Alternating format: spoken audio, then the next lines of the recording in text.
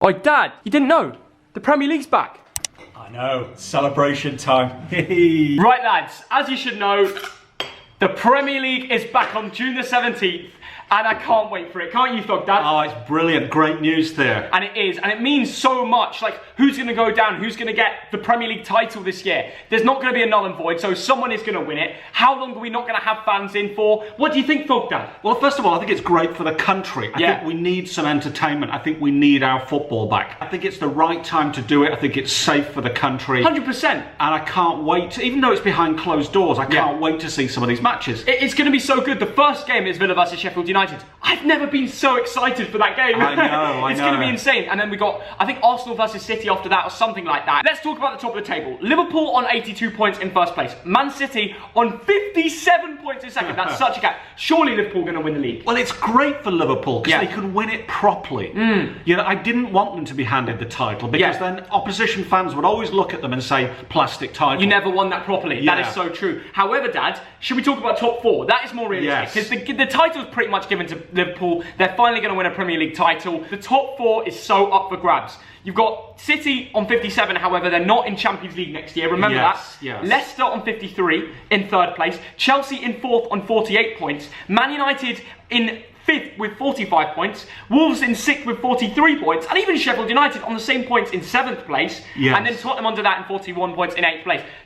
All these teams could get in top four. All the way down to Arsenal in ninth. It's going to be fascinating. And Burnley with 1 point less than Arsenal, Dad. Honestly, for European football, you know, whether that's Europa League or Champions League, there's so much up for grabs. But who do you think is going to make it out of that group? Who's going to surprise people coming back into it? Well, I tell you what, Manchester United have surprised me on the upside recently. Ever since Bruno's come in, those 5 games, United have looked like a changed team. Do you know why they're going to be much better after this, Dad? Go on. Because Pogba's back. Yeah. I know you hate on Pogba. You're like Graham Souness. This guy hates Pogba, but imagine we're going to see Pogba and Bruno in that midfield for the first time ever. Well, I think it's important for Pogba that you have Bruno in the team. That's so much quality, though, isn't it? Yes. We're finally going to see the strongest United lineup in the Premier League. Will United make Champions League, though? That's the big question. Yes, they will. Wow, that's a big call from... I'm going to agree with you. Yes. You know, they're currently in fifth place. Man City can't go, so they're in the shout right now, and they're going to be a better team. But, I mean, for Sheffield United and Wolves, they're getting so close to the top four. Like, it's unbelievable, isn't it? Yes, I've always wondered whether Chelsea, with their young team, can hang on. Yeah. I hope they can. Yeah. Now, I mean, all of the players have had a bit of a break. Yeah. So it's hard to know how that will affect everyone. Yeah, Chelsea's an odd one because obviously their winger that everyone guesses up, Callum Hudson-Odoi, is now with alleged, you know, all of that. You guys know what we're talking about. He's not going to be playing, I don't think. I'm not sure.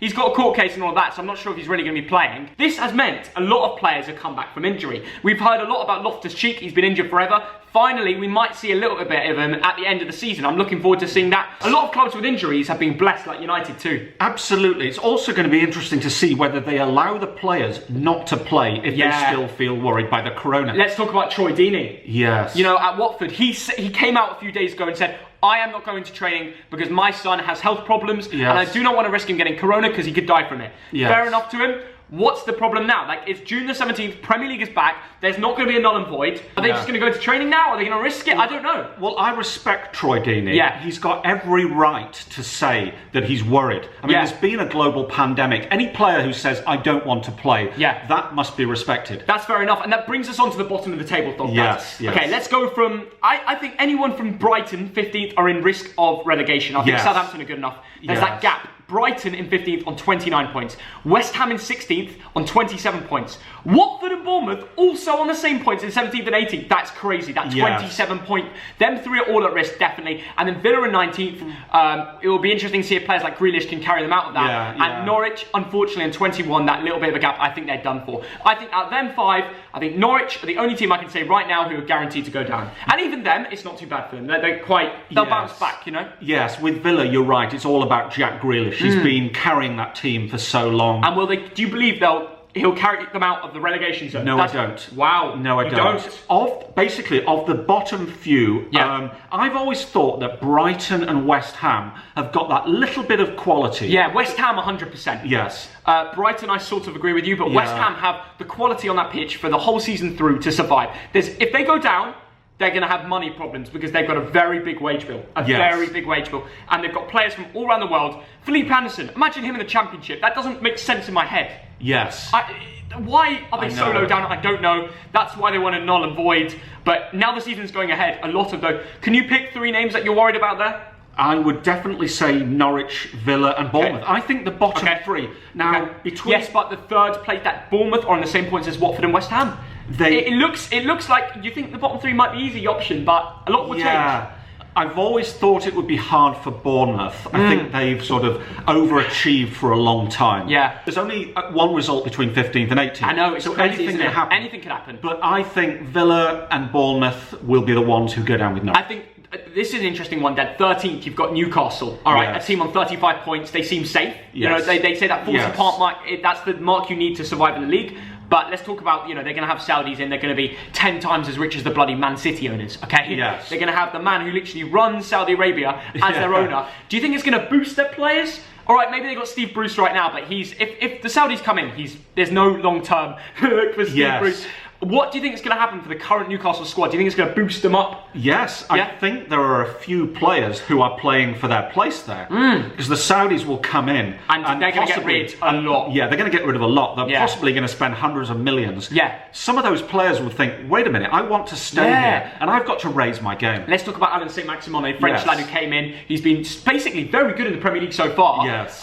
He's going to be one of those players I think, you know what, I can prove myself to be in this team when the Saudis come in. And there's going to be a lot of players that I believe in the Newcastle squad that are going to prove everyone wrong. Maybe even Joe Linton. I said it. I said it. Who knows? And the Longstaff brothers, it'd be interesting to see if they keep the youth or not. We've been doing Bundesliga live streams, watching the games. The quality seems worse. It's not as exciting, but it's behind closed doors. But at least football's back. And now that we know Premier League's back, I think it's a big step forward. But do you think the quality is going to be a lot lower? Well, it's very interesting because Bayern Munich against Borussia Dortmund was a poor game. I think it would have been a lot better in front of fans. Yeah, definitely. Now, we've enjoyed the games because we love football. Of course. But I actually think that teams like Sheffield United might struggle. Really? I think a break was so bad for them. Yes. Because they had that momentum. Teams like Arsenal, with the quality they've got, they might actually do better behind closed doors. Yeah. Players like Ozil. Tottenham as well. Yes. Yeah. But I think Sheffield United might fall away a little bit. So do you really think like teams like Arsenal and Tottenham could do a cheeky run for Europe now?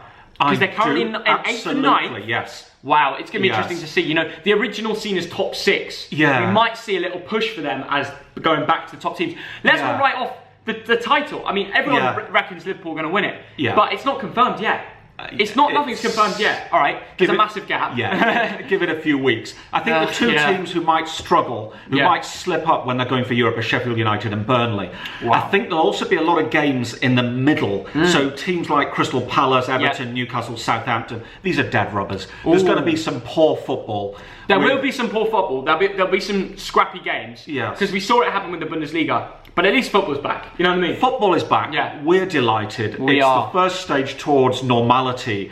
I can't wait for the day when the crowds are back, but I'm not sure it'll be this calendar year. Oh, really? Sadly, yes. Yeah. When do you think, lads, let me know in the comments, when do you think fans will be allowed back in the grounds? And what happens with season tickets? I was talking to my Chelsea mate recently today. They've got their season tickets. They've heard nothing from the club about what's going to happen. I've got a cool idea about that, Dad. If you've got a season ticket in the Premier League club, there's like TV channels that represent a lot of football clubs. Yes. They should be like, keep the season ticket money because they need it for the club. It's a massive part of the revenue to continue running as a club, especially lower league. Imagine they could give you all the live streams for all the football games that are playing behind closed doors in return for the season ticket money that you've already put in. I think that'd be a great system, and it also avoids them losing out a lot of money. A lot of football clubs rely on that season ticket money. Yes. Imagine you could give a live stream for free instead for that. I think that they should do that. That's a very good point. My message to the bosses is look after the season ticket holders. Yes, definitely. That's the most important thing. Because the last thing you want in football is to lose your fan base, lose your fans, and the most hardcore fans are the season ticket holders because they're the ones who go home, at least home, and probably a lot of them go away games as well. It's going to be interesting to see what happens to the Championship in League One because they've said to League Two that it's going to be done on a points per game system. The season's going to be voided. There will be no more games, but they haven't mentioned about League One or Championship yet. So more of that to come. And now that the Premier League's back, it does it puts us in a dilemma. Do you go for the Premier League option or do you go for the League Two option? What do you reckon, Dad? Well, I worry a lot about the EFL clubs. And the financial situation depends a lot upon season ticket sales. But Dad, what if you were able to get the football back running, get some TV money in, because everyone wants football on TV, they'll watch it, clubs will pay, the fans will pay to watch it as well on live streams. Imagine, get the games back going, do testing, mass testing. It's a possibility. Yeah. Out of all the Premier League clubs on that list right now, who's going to be the one club, the dark horse? It's going to come out of nowhere and go on a great run from now until the end of the season. You have to pick one. Who are you going for? Manchester United. Wow, he's gone for Man United. I would have said the same, and it's a very good choice. I'm going to go for a different option to keep it interesting. I'm going to pick Everton. Oh, I tell you why. Yes. Currently 12th in the league. You know, they're 2 points off Newcastle. I'm sorry, they should be higher up in the table. Yes. They've got loads of quality. I think Everton are just going to shine behind closed doors. They might even push for Europe. I don't even know. I think they're going to be the dark horse from now. Let me know in the comments, guys. Pick one Premier League club that you think are just going to wipe the scene and surprise everybody. Yeah, very good question. And another question, Theo, for you. Who's going to win the Golden Boot? Oh, that is a good question. And will players like Ings, who regularly been getting goals for Southampton, still continue their run since it's been such a long break? Yeah. Will there be new players, new goal scorers? It really feels like the start of the Premier League season. I know. There's a hype to it now again, and I'm buzzing for it, man. Yeah. It's going to be great. Guys, smash the like button if you're happy to see football back on June the 17th. Let me know who you're supporting, who are you going to be watching. I am absolutely excited. I know it's going to be behind closed doors, but at least we've got more football on our screens. It's going to be insane. Let me know your predictions for Europe and relegation in the comment section. Smash the subscribe button. We're going to have loads of live streams coming up. Thog Dad's on the rollers to celebrate. June the 17th. Thank you very much. See you all later. Bye, guys.